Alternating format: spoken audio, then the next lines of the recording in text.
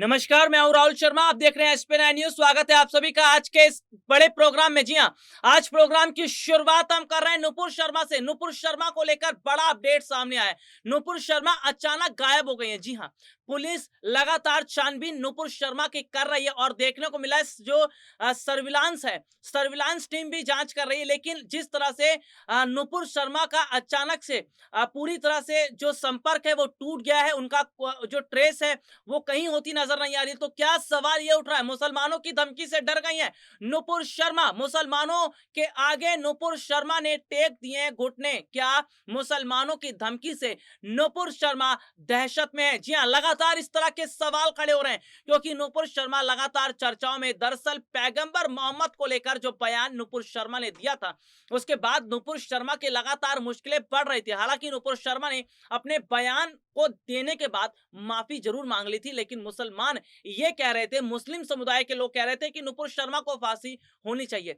दरअसल देश में कोई भी किसी भी धर्म के खिलाफ बात नहीं कर सकता। देश के संविधान में इस बात का अधिकार दिया गया है कि किसी की धार्मिक भावनाओं को भड़काया नहीं जा सकता। किसी की धार्मिक भावनाओं को ठेस पहुंचाने का हक किसी को नहीं है, क्योंकि इस देश में त्योहार जो है वो रमजान भी मनाया जाता है, होली भी और दिवाली भी, क्रिसमस भी मनाया जाता है, ओणम और पोंगल और बैसाखी जैसे त्योहार मनाए जाते हैं। इस देश में सभी देश जो धर्म के लोग हैं उन्हें मान्यता दी गई है। तो ऐसे में सवाल यह है कि कौन होती है नुपुर शर्मा जो इस तरह से किसी भी दूसरे धर्म के खिलाफ इस तरह की बात कर रही है। हालांकि देखा जा रहा है कि नुपुर शर्मा ने जो माफी मांगी उसके बाद भी माहौल ठंडा नहीं हुआ है और इस्लामिक कंट्रियों ने भारत से सीधे सीधे तौर पर रिश्ता तोड़ लिया है। जी हां, बहुत बड़ी खबर अपने दर्शकों को बता दें कि सीधे तौर पर जो बड़ा अपडेट ये सामने आया उसमें यह भी है कि इस्लामिक कंट्रियां भारत से अब अपने रिश्तों को तोड़ रही हैं, जिस वजह से भारत में पेट्रोल डीजल की तो किल्लत हो रही है। इसके साथ ही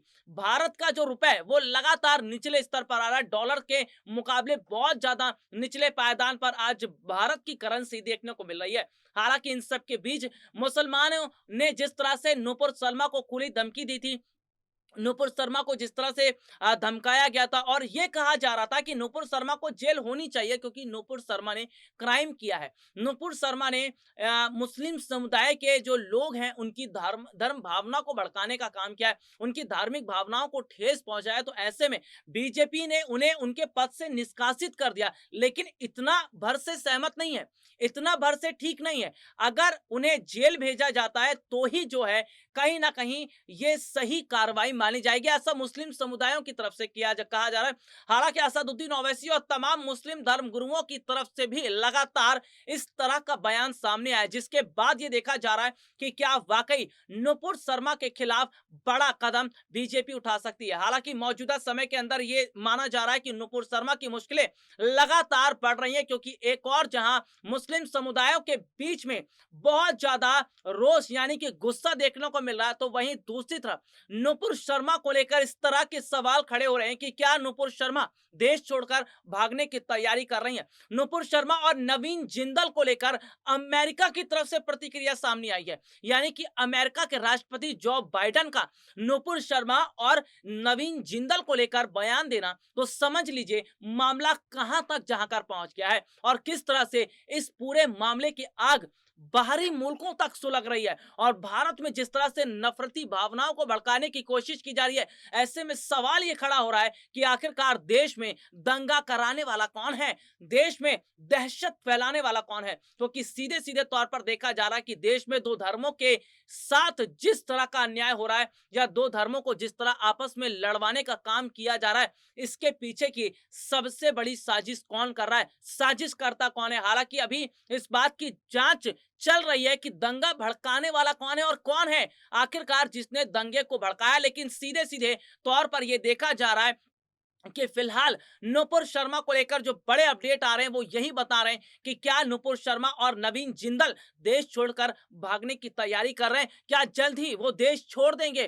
कहीं ऐसा तो नहीं है कि जिस तरह का माहौल देश में बन गया है नुपुर शर्मा को लेकर, ऐसे में नुपुर शर्मा ये बड़ा कदम उठाने जा रही हैं। दरअसल अभी हाल ही में देखने को मिला था कि दिल्ली में सड़कों पर किस तरह से खुलेआम मुसलमानों ने नुपुर शर्मा के खिलाफ प्रदर्शन किया था। जी हाँ, उनके हाथ में लगातार पोस्टर लगे हुए थे और वो पोस्टर सीधे सीधे तौर पर बता रहे थे कि नुपुर शर्मा को जो है वो फांसी की सजा होनी चाहिए, उन्हें जेल भेजा जाना चाहिए। तब इससे पता चलेगा कि वाक़ई माहौल जो है वो ठीक है। हालाँकि इस सब के बीच ये देखा जा रहा है कि देश में जो धार्मिक भावनाएँ भड़क रही हैं, देश में हिंदू-मुसलमान हो रहा है, उसके पीछे बीजेपी और आरएसएस का हाथ है। जी हाँ, ऐसा विपक्ष कह रहा है। विपक्षी पार्टियों की तरफ से लगातार बयानबाज़ी हो रही है। विपक्षी पार्टियों की तरफ से लगातार हो रही बयानबाज़ी को देखकर ये माना जा रहा है कि क्या वाक़ई देश में दंगा भड़काने के पीछे बीजेपी और आरएसएस का हाथ है। दरअसल शिवसेना नेता संजय राउत हों या कांग्रेस पार्टी के तमाम बड़े नेता जिनमें पवन खेड़ा, रणदीप सुरजेवाला हों, सचिन पायलट हों, अशोक गहलोत हों, भूपेश बघेल हों, तमाम ऐसे नेता जो लगातार ये बात कर रहे हैं कि देश में पहले भी सरकारें रही हैं, लेकिन कहीं न कहीं आज मौजूदा समय के अंदर देखा जा रहा है कि मोदी सरकार के आने से देश में 2 समुदायों के बीच खाइयाँ भड़की हैं। तो ऐसे में नुपुर शर्मा की वजह से लगातार देश के हालात खराब हो रहे हैं। जी हाँ, नुपुर शर्मा की वजह से देश की बदनामी हुई है और इस्लामिक कंट्रियों ने जिस तरह भारत के साथ रिश्ते तोड़ लिए हैं, तो क्या वाक़ई आने वाले समय में और गहरा संकट होता नज़र आएगा? क्या देश को आने वाले समय में और मुश्किलों का सामना करना पड़ेगा? क्योंकि सीधे तौर पर देखा जा रहा है कि देश की अर्थव्यवस्था एक और जहां